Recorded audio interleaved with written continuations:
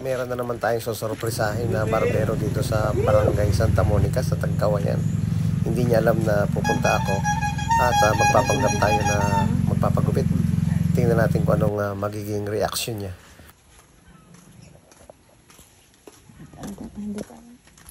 Pagupit nga po.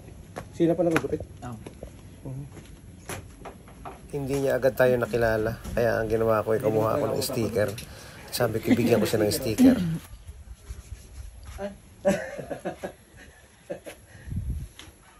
Dalawahin na natin. Ay, kayo po yung sa ano? Oo. Ah. Bigyan na rin kita ng clipper, oh. Jesus, salamat po. Ayos.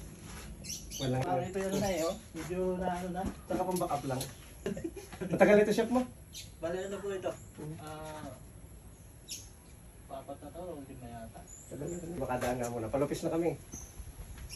Kaya pinagtanong ko muna dito. Okay, simpleng barbershop lang, oh. Araw-araw ko dito bukas? Opo. Oo. Dito lang po ang ano ko eh, hanap buhay dito eh. Oo, maganda naman ito pagkakitaan. Pati yung mga taga San Isidro dito na rin papagupit yan, oh. Oo, yung mga kabataan Oo. tropa. Ayan. Ayan yung binigay natin. Pambackup lang yan. Makatulong na sa hanap buhay. Pagka siya ay medyo malapit ng malubat, charge mo na lang. Pero kung sa bungad po yan, marami pa. Kaya bigyan na rin natin ng trimmer. Sagad na natin para may clipper saka trimmer. Tara.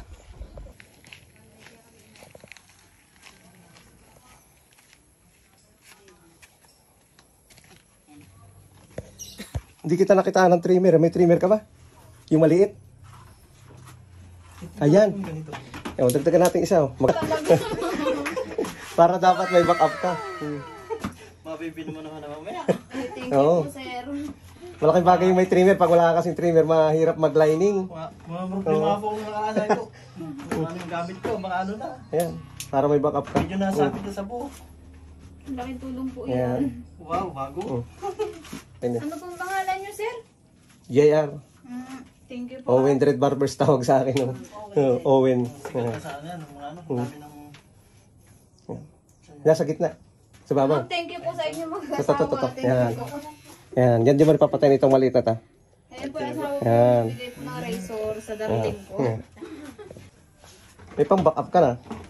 Ayos. Maganda yung may pang-backup para hindi masyadong umiinit ang gamit. Sud na yung problema. Ito, hindi na nagana yun. Pang-display na lang. Hindi na po ito, ano na. Mga ko na, no?